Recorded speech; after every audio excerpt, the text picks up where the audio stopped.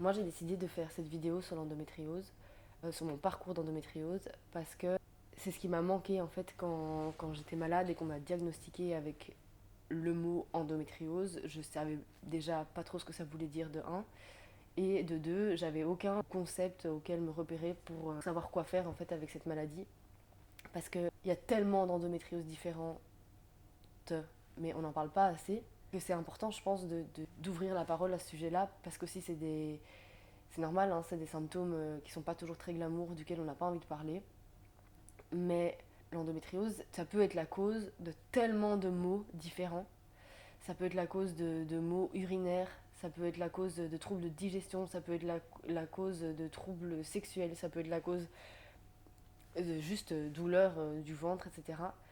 Mais on ne s'en doute pas parce qu'on ne parle pas assez de cette maladie. J'ai aussi rencontré tellement de femmes qui m'ont dit t'as l'endométriose, ça doit faire trop mal pendant tes règles. Moi j'ai hyper mal pendant mes règles, je sais plus bouger, mais bon j'ai quand même pas l'endométriose. Alors qu'en fait, il faut savoir que cette maladie, elle peut être invisible à l'échographie vaginale, à l'IRM, et au scanner. Et donc tant qu'on n'a pas fait une laparoscopie, tant qu'on n'a pas ouvert le ventre avec 3 trous comme ça pour voir s'il y avait des lésions d'endométriose, on ne peut pas savoir si on a cette maladie ou pas.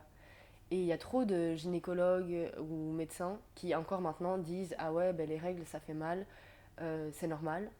Je pense que toute personne menstruée est capable de dire si la douleur qu'elle ressent est normale ou pas.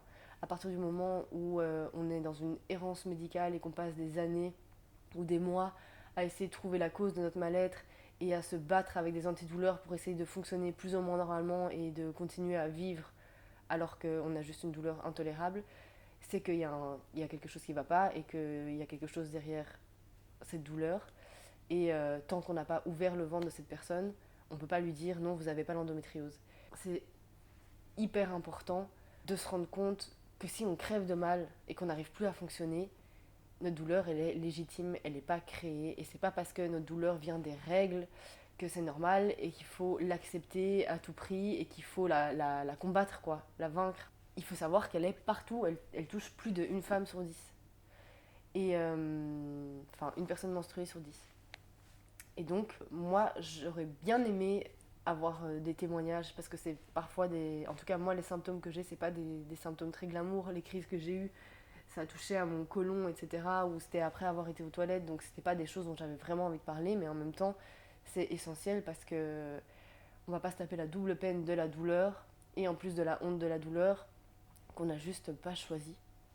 Moi, ce qui m'a fait beaucoup de bien pendant ma période de ménopause chimique, ben, j'en parlerai plus tard dans la vidéo, ce qui m'a fait énormément de bien, en fait, c'était de lire des témoignages. Et là, je me suis rendu compte que voir des personnes qui étaient passées par la même chose que moi, par l'errance médicale, je me suis dit, mais c'est tellement bête, et je me suis dit, mais c'est tellement de temps perdu, alors qu'on a toutes vécu la même chose, et lire des témoignages de personnes qui passaient par la même chose que moi, vraiment la même chose que moi, ou des symptômes vraiment similaires, et ben ça m'a fait énormément de bien, et ça m'a fait énormément de peine. Mais je me suis dit que c'était très très important, en fait, de partager ça, de partager son chemin, et de décomplexer plusieurs personnes sur le fait que avoir très très mal pendant ses règles, c'est pas normal. Ne pas fonctionner normalement pendant ses règles, c'est pas normal. Avoir des troubles lors de rapports sexuels qui nous paraissent inconnus, d'une raison inconnue, c'est pas normal. Et la cause peut être l'endométriose. Et en fait, ça devrait être un des premiers trucs que chaque personne menstruée interroge pour l'écarter, en fait. Et parfois, on porte ça toute une vie et on s'en rend compte bien trop tard. Moi, j'ai de la chance, entre guillemets, parce que j'ai 27 ans. C'est important d'en parler. Et c'est important de ne pas avoir honte de cette maladie. Et c'est important que l'entourage sache que cette maladie existe, puisse accompagner, sache comment réagir, sache que parfois une personne elle a juste besoin d'avoir un espace pour se plaindre, d'avoir un espace pour se reposer sans qu'on lui trouve une solution directement, que non, un antidouleur, bah, ça fonctionne pas, c'est pas assez, et que c'est comme ça, et que tout ce qu'il faut c'est du repos. Et voilà, d'où mon intervention, d'où ma prise de parole que je me permets en ce moment. Peut-être que je vais regretter, hein, c'est le premier réflexe que j'ai eu en sortant de cette seconde opération. Je me suis dit, ok, là j'ai envie de parler de mon parcours parce que je pense que ça peut sauver du temps à plusieurs personnes. Et il y a des ressources qui aident, franchement. Et moi, je vais citer les ressources que j'ai connues qui m'ont aidée, mais je suis sûre qu'il y en a tellement plus. Et pour l'instant, on ne connaît pas la cause et c'est compliqué de traiter les symptômes.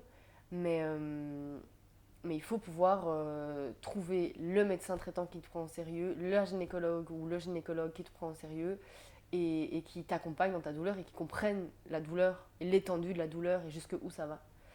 Et, euh, et moi, j'ai hâte d'échanger là-dessus avec des personnes qui me disent dans quoi, quelles personnes elles ont été voir, quelles personnes ont été bienveillantes, quelles personnes ne pas aller voir et quelles ressources les ont aidées.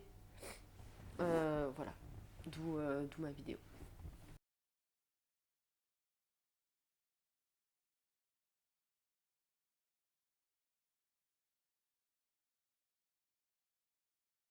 Je vais vous raconter mon parcours et je vais commencer quand j'avais 14 ans. Moi, j'ai commencé à prendre la pilule quand j'avais 14 ans. Pas de raison spéciale, vraiment juste la pilule est là. Peut-être qu'un jour, je vais faire l'amour. Pourquoi pas la prendre? Je vais chez gynéco, il me la donne. Pas plus de questions que ça. Super. Ça fout un peu le seum hein, parce que récemment, j'ai été accompagner mon compagnon à un rendez-vous pour que lui prenne l'anneau thermique. Je peux vous dire que eux, ils sont accompagnés, mais tip top, vraiment. Un docteur qui donne son numéro, qui donne son adresse mail, qui donne des groupes de soutien, qui donne des podcasts à écouter, qui fait des rendez-vous avant, après, qui est bien sûr le consentement, etc. En vrai, tant mieux qu'il soit bien suivi, mais ça fout quand même un peu le seum pour nous, hein, parce qu'au final, la pilule, c'est pas vraiment un traitement à prendre à la légère. Bref, je vis ma vie, je prends ma pilule, j'ai le corps que j'ai, voilà, pendant 10 ans. Et à 23-24 ans, boum, j'ai un éclair de lucidité. Du coup, j'arrête la pilule du jour au lendemain. En genre 6 mois, je retrouve mon corps que j'avais jamais vu en fait, vu que je prenais la pilule quand j'avais atteint la fin de ma puberté, j'avais pas vu mon corps d'adulte. Et là, je le découvre et tout, trop bien, je suis contente. Reconnexion avec mon corps aussi, donc je suis beaucoup plus en phase avec mes émotions, euh, avec mon cycle. Je commence à capter mon cycle, mes ovulations, ce que ça me fait psychologiquement, le SPM, syndrome prémenstruel avant où je suis en DEP pendant 3 jours avant mes règles, mais après mes règles qui arrivent et ça fait tout exploser et c'est cool et tout. Là, je suis dans une sorte de symbiose avec mon corps, trop contente de l'avoir retrouvé, meilleure décision du monde, arrêter les hormones. Mais en même temps, les premières crises de douleur apparaissent, où en fait, je sais plus bouger. Et pas spécialement à mes règles même. Et on parle de crise de douleur où en un coup, je suis plus capable de bouger et il faut que je rampe jusqu'à mon lit. Et souvent les symptômes apparaissaient après avoir été à selle, après avoir été aux toilettes. Ce n'est pas super, personne n'a envie de parler de ça, mais c'est le cas. Et donc ça apparaissait à ce moment-là et c'est comme si j'avais quelqu'un qui avait pris un sabre laser et, et qui faisait comme ça dans mon côlon. Et ça fait trop mal quoi, ça commence comme ça et ça fait trop mal. Et en plus, c'est pas vraiment des douleurs que t'as envie de partager, t'as envie de dire j'ai un peu mal au ventre et tout, mais non, en fait, t'es en train d'être détruit de l'intérieur littéralement. Et toi, tu peux rien faire, enfin, tu peux rien faire quoi, donc c'est badant. Et, euh, et tu te fous dans ton lit. Mais ces crises-là, ça m'arrivait, je sais pas, ça m'est arrivé peut-être 7 fois dans ma vie, donc c'est pas non plus énorme. Mais j'avais des règles douloureuses, clairement, et je le sentais de plus en plus après avoir arrêté la pilule. Enfin, 6 mois après avoir arrêté la pilule. L'endométriose, je sais pas. Enfin, voilà, je suis pas médecin. Moi, on m'a dit c'est des tissus d'endomètre qui sont pas au bon endroit, blablabli, blabla. Je comprends rien. Vraiment, je comprends rien. Ce que j'ai compris, et comment je le dis, c'est que quand t'as tes règles, t'as du sang qui s'écoule de toi. Tu le vois, t'as du sang, ok? Et ben l'endométriose, c'est une maladie qui fait que le sang qui s'écoule, il s'écoule pas au bon endroit et il va dans ton ventre et ça crée des lésions dans ton ventre. Ça peut se foutre sur n'importe quel organe, n'importe où. En fait, c'est de l'anarchie, l'endométriose, ça va où ça a envie d'aller. Et du coup, ça crée des lésions dans ton ventre. Et donc, plus t'as tes règles, plus ce phénomène arrive, plus ça nourrit les lésions. Enfin, c'est un gros bordel parce que c'est une maladie qui s'étend, quoi. Tu peux pas arrêter cette maladie, tu peux pas dégager cette maladie. Tu peux traiter les symptômes, enlever les lésions quand on ouvre ton ventre, mais tu peux pas enlever cette maladie. C'est hyper vicieux. Parce que du coup, il y a des gens qui ont l'endométriose qui s'en rendent jamais compte, parce qu'elles n'ont jamais mal. Et en plus de ça, la douleur de l'endométriose n'équivaut pas à la gravité de ton endométriose. Donc tu peux en avoir un tout petit peu et crever de mal, comme si on t'égorgeait depuis 3 mois, mais qu'on n'arrivait pas à te faire crever. Et tu peux ne rien sentir, et en fait, ton corps, il est détruit de l'intérieur et tu le sais même pas. Je vais voir une gynéco, un deuxième gynéco, je passe par une meuf qui me dit « Ah, t'as peut-être l'endométriose ». Je me mets à pleurer parce que je sais pas ce que c'est. Elle me dit « Non, non, en fait, c'est bon, tu l'as pas ». Parce que les gens sont vraiment pas à l'aise avec les émotions des autres. Finalement, c'est ma médecin généraliste à qui j'ai décrit en détail les symptômes parce que j'en pouvais plus, mais il faut aller jusqu'à décrire les symptômes en détail parce que parfois on peut avoir honte, même si c'est débile, d'avoir honte de ça. Et ben c'est possible. Donc elle, je lui décris en détail mes symptômes et elle me dit « Ça me fait penser à l'endométriose, tu devrais faire vérifier ». J'ai donc été dans un hôpital, chez un spécialiste de l'endométriose, qui m'a diagnostiqué l'endométriose d'une manière nulle. Alors, sans me prévenir, alors que déjà tout était douloureux pour moi à ce moment-là, parce que mon endométriose s'était mis à des endroits compliqués. Bref, le diagnostic tombe, ok, suspicion d'endométriose. L'endométriose, quand on va voir sur internet, c'est une affectation caractérisée par la prolifération de l'endomètre à l'extérieur de l'utérus, par exemple dans les trompes, sur les ovaires. Donc moi, on m'explique ça, cette définition, et je comprends pas. Je sais pas ce que ça veut dire. Mais j'ai la flemme de le dire parce que... voilà. Et je comprends pas ce que c'est. Maintenant, ce que j'ai compris de l'endométriose, si une personne vous dit qu'elle souffre anormalement pendant ses règles, qu'elle se fait je ne sais pas combien de rendez-vous médicaux pour trouver des solutions, des réponses à ses douleurs, franchement, mettez-la sur la piste de l'endométriose, quoi. Et surtout, croyez-la. Ça n'amuse personne de prendre 1 milliard de rendez-vous chez des médecins qui vous regardent comme ça, qui vous font des examens vachement désagréables.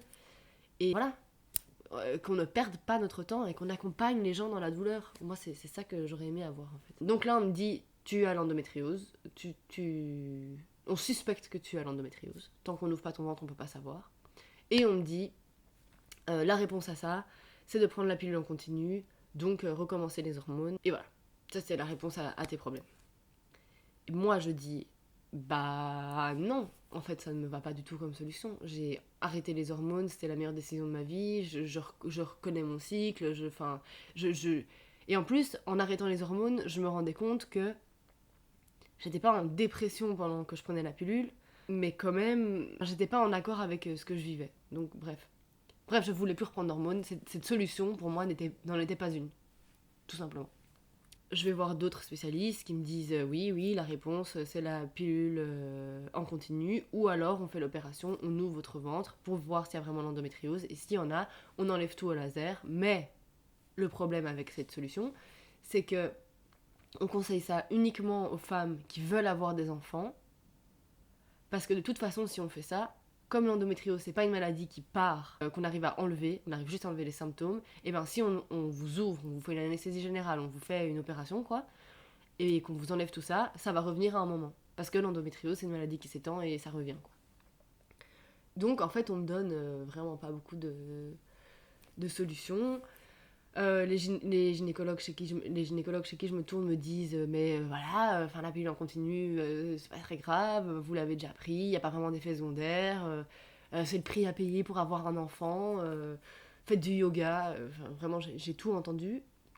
Mais moi, les hormones, c'était hors de question, quoi, vraiment. Donc, je fais un petit peu un déni pendant un petit temps, mais du coup, l'endométriose s'immisce dans ma vie à des endroits bizarres où j'ai des ballonnements. Avant mes règles, je me sens pas très bien physiquement. Pendant mes règles, j'ai des fortes douleurs. Et puis mon corps met quand même genre 4-5 jours à se remettre de mes règles. Et donc finalement, j'ai plus que 7 jours de repos dans mon cycle, quoi. 7 jours où je me sens vraiment bien dans mon corps. Et ce qui m'a beaucoup aidé à ce moment-là, c'est d'aller voir une nutritionniste qui m'a indiqué certains aliments que du coup j'ai arrêté, que j'ai diminué dans mon alimentation. MAP, ça s'appelle. J'ai pas du tout enlevé. Ceux que j'ai arrêtés, par exemple l'ail, l'oignon. Désolée, je sais que c'est dur à entendre pour certains. Mais l'ail, l'oignon, les choux, j'ai cut ça de mon alimentation. Après, s'il y a un plat avec de l'ail, je ne dis pas ah non, je le mange pas. Mais moi-même, j'en mets pas quoi. Eh bien, ça a beaucoup aidé pour les trucs de ballonnement, etc., de digestion. Et alors, la kinésiologie. La kinésiologie, ça part du principe que le corps se rappelle de tout ce qui lui est arrivé dans sa vie, même dès le moment où en fait il a été créé, donc dès le moment où il est dans le ventre de la mère, les premières secondes. Et il peut aussi porter des traumas intergénérationnels. Mais j'ai toujours trop mal pendant mes règles, vraiment fort, quoi. Mais presque des convulsions, des trucs vraiment gore, quoi. L'année passe, il y a 1 an et demi qui passe et tout. Donc après une très bonne soirée, vraiment, je rentre chez moi, je pose mon téléphone, je m'écroule. Mais vraiment, en un coup, hyper soudain, crise de douleur, je sais plus bouger. Et mon téléphone est là-bas, je sais appeler personne, parce que je sais littéralement plus bouger. Donc je suis sur le sol, et je m'endors sur le sol. Donc le lendemain, je me réveille, la douleur est encore là, mais elle s'est apaisée, et je fonce aux urgences. Et là, ils me disent, vous avez mal? Je dis non, mais bon, hier, hier j'étais foudroyée par la douleur et tout. Et ils me disent, ok, bref, 5 heures plus tard, je sors des urgences. On me dit c'est votre endométriose. Là, ma médecin, ma gynéco, se dit quand même, et on te ferait pas une petite échographie vaginale? C'est quand la dernière fois que t'as fait ça? Je vais faire mon échographie vaginale. On me détecte un kyste de 9 cm. On me détecte un endométriome de 9 cm sur mon ovaire gauche. Et en fait, un endométriome, c'est un kyste, mais rempli de sang, donc lié à l'endométriose, sur mon ovaire gauche. Là, elle me dit, il faut opérer. Parce que tous les kystes de plus de 4 cm, on les opère. Comme le vôtre, il fait 9 cm, on va l'opérer. Et à partir de ce moment-là, tout va super vite. Donc ça, c'était en octobre. Là, je me dis, wow. Mais en même temps, je me dis, ok, parce que peut-être que ça... Parce que mes crises de douleur assez intenses, c'était assez rapproché, j'allais souvent aux urgences, je voyais l'handicap que ça me mettait dans ma vie de tous les jours. Et donc, je me disais, ok, quoi, go le faire. Le 14 décembre, on m'opère. On me prévient, mais à demi-mot, qu'on n'est pas sûr qu'on puisse tout opérer à cette opération-là, parce que il faut pas abîmer mon ovaire non plus, et que... Bref, on prévient sans trop me prévenir.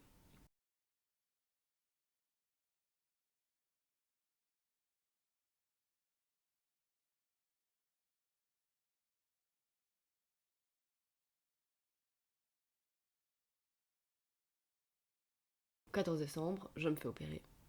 On me dit que c'est une petite opération, tranquille.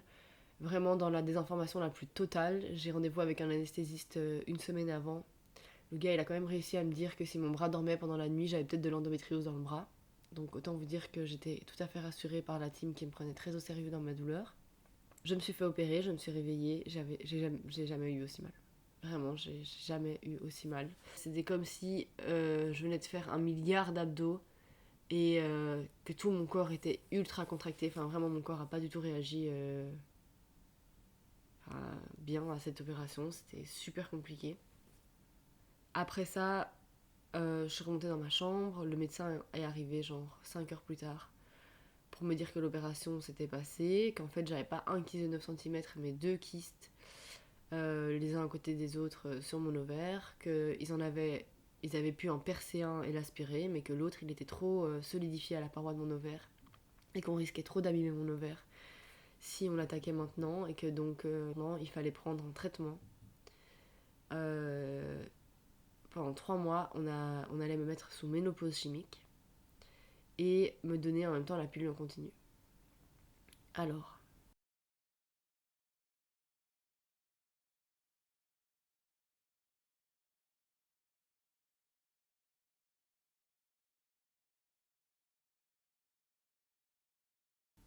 la ménopause chimique, moi je suis dans les vapes, hein. Je suis comme ça, ok, je comprends rien. Le mot ne me plaît pas trop, je trouve pas ça très sexy. J'ai pas spécialement envie de vivre cette expérience, mais j'ai pas beaucoup plus d'infos que ça, quoi, en fait. Et donc, elle me dit, voilà, vous pouvez sortir de l'hôpital, Franchement, aucune contre-indication physique. On vous a mis 2 semaines d'arrêt. C'est juste pour vous remettre de l'anesthésie, les 2 semaines. Franchement, il n'y a aucune contre-indication. Go live your life. Pas de problème, quoi. Vraiment, petite intervention mineure. Vas-y. Et donc, j'essaie de me lever. C'était impossible. C'était impossible. J'ai mis vraiment quand même du temps à me remettre physiquement de cette opération, mais je sais même pas ce qui est lié à l'opération ou à la ménopause chimique, parce que une semaine après, je vais faire voir mes pansements et commencent les injections de ménopause. Plus la pilule en continu, hein, je dis bien. Donc mon corps qui n'avait plus eu d'hormones en lui depuis 3 ans, là se prend une double dose, mais violent quoi. Et donc je demande à ma médecin, mais ok, mais c'est quoi les effets secondaires que je peux attendre? Parce que ménopause, ça fait peur, quoi. Et elle dit, non, mais on vous donne la pilule pour contrer les effets secondaires, ça devrait aller. Et j'étais là, ouais, mais si ça va pas, je peux m'attendre à quoi? Et elle me dit, non, mais en fait, on sait pas comment votre corps va réagir, enfin voilà. Et mon corps, il réagit très très vite.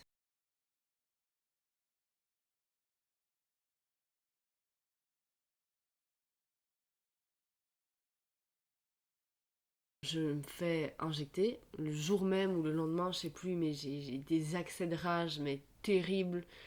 Et ça, j'ai vu dans un livre sur l'endométriose, dont je vous parlerai après, qui est génial. C'est véridique, quoi, genre. T'as des accès de rage. Les gens me causaient normalement, et je leur répondais, et intérieurement, je m'imaginais leur détruire. Enfin bref, ça ne m'appartenait pas. C'était des émotions liées à ces injections et tout. Mais tout le reste, quoi, tout ce qui va avec, mon corps qui se met à changer de nouveau, mes seins, je me prends 2 tailles de bonnet en plus. Tout devient un peu plus flasque. Une fatigue, c'était le symptôme le plus difficile à vivre, c'est la fatigue. Tout me fatiguait, tout. Des chutes de tension, je suis tombée dans les pommes en classe, des sécheresses vaginales, la baisse de libido, des bouffées de chaleur, les fourmillements dans les mains, dans les pieds. Et j'ai tout découvert au jour le jour et j'ai tout trop mal vécu. Heureusement que mon entourage était là et bienveillant et comprenait ce par quoi je passais. Mais j'ai arrêté toute sortie pendant 3 mois. En fait, c'est comme si je fonctionnais à 5% de mon énergie normale. Et donc, toute ma vie sociale partie, des crises de pleurs toutes les 2 secondes. Tout me demandait un effort démesuré. Les moments où j'allais mieux, ben, j'avais l'injection qui arrivait une semaine après, donc enfin le lendemain, donc c'est fini. Tu te réveilles le matin, tu sais pas si ton corps va fonctionner ou pas. Vraiment, il y a des jours où je tombais dans les pommes tellement 2 fois par jour que après, ben, je restais chez moi, quoi. Mais j'avais peur de prendre le tram parce que j'avais peur de tomber dans les pommes dans le tram. J'étais bien entourée de ma famille, de mon médecin généraliste. Mon médecin généraliste, elle, je suis allée la voir et j'ai dit, écoutez, en fait, si vous me donnez pas des médicaments pour mon humeur, je vais perdre tous les membres de ma famille, je vais perdre tous mes amis. Elle m'a entendue, elle m'a écoutée. Elle m'a dit, écoute, Alba, je sais ce par quoi tu passes. Par contre, ton corps, il vit en une injection ce qu'il est censé vivre en 10 ans. Donc ça va pas se calmer, ça va pas s'arrêter. Je vais pas te donner des Xanax. Mais voilà, il faut que tu sois patiente, que tu sois compréhensive avec toi-même, que ton entourage le soit aussi. Et moi, j'entends ta douleur et voilà, je sais que c'est pas ok. Et s'il y a des jours où tu peux pas aller à l'école, et bien, je te mettrai sous certificat et tout. Et ça, c'était une bénédiction, franchement, d'avoir quelqu'un comme ça dans mon entourage parce que ça m'a changé la vie. Et elle m'a aussi dit, elle, en tant que médecin, il faut te battre pour les informations. On va toujours te donner le sentiment que tu déranges. Tu dois te battre, tu dois continuer à demander si c'est ce que tu ressens au plus profond de toi, que tu as besoin de cette information. Tu es légitime de l'avoir et tu te bats pour l'avoir. Peu importe ce qu'on te fait ressentir en tant que personne que tu déranges, parce que je sais pas, les gens ont juste pas le temps, quoi. Ils ont pas le temps pour l'émotionnel dans ce monde-là. Et voilà. Et c'est comme ça. J'ai même été jusqu'à demander à ma gynécologue si on pouvait arrêter les injections parce que psychologiquement, ça allait trop loin pour moi. J'arrivais vraiment plus à le supporter. Mais elle m'a dit non. Elle m'a dit non, que c'était essentiel, etc. Et elle me l'a annoncé en me disant non, il faut qu'on reprogramme d'ailleurs votre deuxième opération. Donc c'est comme ça que j'apprends que je me fais opérer pour la deuxième fois. Autant vous dire que je suis pas du tout sereine avec l'expérience que j'ai eue. J'ai aucune envie de vivre cette seconde opération, ça m'angoisse. En plus, elle est programmée assez vite. Moins d'un mois après, je dois me refaire opérer. Et j'ai peur. En fait, j'ai peur que mon corps le vive de nouveau hyper mal. Cette opération, c'est la plus délicate, entre guillemets, parce que s'ils attaquent mon ovaire, je risque une ménopause anticipée, ce que je voulais plus vivre, et moins de chances d'avoir un enfant. En plus, à ce moment-là, quand j'apprends ça, du coup, je suis dans l'état de ménopause, et j'ai zéro force physique, j'ai aucune ressource mentale pour avoir cette info, quoi. Je suis tombée dans les pommes à ce moment-là, donc on me dit ça, je me dis ok. Mais donc, je me prépare un max. En fait, mon esprit est dans tous ces états, mais je me prépare un max parce que je veux plus vivre la même expérience et que j'en mets toutes les chances de mon côté pour mieux vivre cette opération-là. Donc, je fais du shiatsu, pas avec n'importe qui, hein, le shiatsu, hein, attention. De la kinésio, de l'hypnose conseillée par ma médecin généraliste. Et ma sœur m'avait offert un stage de yoga sur les menstruations à ce moment-là. En une semaine, j'ai fait, je pense, 4 rendez-vous pour préparer mon corps à ça, quoi. Mais moi, j'arrivais pas à déstresser et mon esprit, en tout cas, il était pas là. Mais jusqu'à la veille, donc la veille, je fais une séance de kinésio et les spécialistes, là, travaillaient sur mon corps, quoi, pour que je sois pas tellement en mode fight et tellement dans le rejet de ce qui va m'arriver, mais que mon corps soit plutôt détendu pour que ce soit plus facile pour opérer et pour qu'il accepte ce qui se passe et pour que tout se passe au mieux, quoi. Donc j'arrive à l'hôpital, ultra stressée, avec mes 2 parents. On me file un Xanax. Même sous Xanax et tout, franchement, je suis terrorisée, je suis en pleurs, on vient me chercher. Mais là, vraiment, expérience différente, parce que dans la salle de réveil, où on te laisse avant ton opération, et ben ma chirurgienne vient me voir, donc déjà ça me rassure, je dis ah vous êtes là, ok, je suis trop contente de vous voir. Les anesthésistes, parce qu'il faut savoir que j'avais eu un réveil hyper compliqué, où j'avais gueulé, enfin hyper agitée à la première opération. Donc là les anesthésistes viennent, je leur dis écoutez j'ai trop mal vécu l'autre réveil, elles me disent on va faire ce qu'on peut. Bref, je me sens beaucoup plus entourée, mais je suis quand même ultra stressée. Et quand je me réveille, cette fois-ci, pas de mauvais réveil, je me réveille bien, mais j'ai super mal. Je le dis direct au médecin à côté de moi qui m'injecte de la morphine. Et ça, c'est assez efficace. Et ma douleur se calme quasi direct. Et je me rendors, et quand je monte dans ma chambre et que je vois ma mère, je me rends compte que ça n'a rien à voir. Je suis ultra détendue. Je sens qu'on a touché dans mon ventre et qu'on a bougé les organes de place et tout. Mais ça me fait pas du tout aussi mal, quoi. Je me sens pas du tout crispée. Je me sens bien, en fait. Je me sens relâchée. Et donc, je sais pas dire si l'opération s'était mal passée, si j'aurais eu la même chose, mais là, j'ai un bon feeling, quoi. Et la chirurgienne vient assez vite, et en fait, hyper vite, là, pas du tout 5 heures après, on me dit, ouais, tout s'est bien passé, on a enlevé le kyste, donc le dernier kyste. Je dis, ok, mon ovaire, ça va. Et donc, je pense vraiment qu'avoir préparé mon corps à cette opération, ça a fait un changement fondamental là-dedans, quoi, parce que c'est 2 expériences complètement différentes. Et pour mon entourage qui a vécu les 2 opérations avec moi et qui ont vu mes 2 réactions, ils vous diront la même chose, quoi. Donc kinésiologie, shiatsu, hypnose et yoga. C'est si vous voulez mettre toutes les balles dans votre camp. Et là maintenant, la bonne nouvelle, c'est que plus d'injections, plus de pilules pour l'instant. J'ai rendez-vous en mai pour voir comment ça évolue. Je sais que je ne suis pas débarrassée de l'endométriose et que je risque de re-avoir des kystes sur mes ovaires ou autre chose. Mais c'est hors de moi là. Du coup, là, je suis kyste free, endométriose free, parce quand ils ont ouvert mon ventre d'ailleurs, justement, ils ont vu mes 2 kystes, mais ils ont vu plein d'autres lésions d'endométriose qu'ils ont enlevées au laser, qu'ils n'avaient pas vu sur l'échographie. On va voir maintenant comment je me sens. Mais là, j'ai l'impression qu'on me redonne ma vie. J'ai l'impression que je vais pouvoir être à 100% de ma forme mentale, quoi. Enfin, psychologique et physique. J'ai l'impression que je vais pouvoir me réapproprier ma vie. Et j'ai trop hâte. J'ai trop hâte. Mais donc, c'est aussi voir par quel état on passe quand on est dans cette maladie, quoi.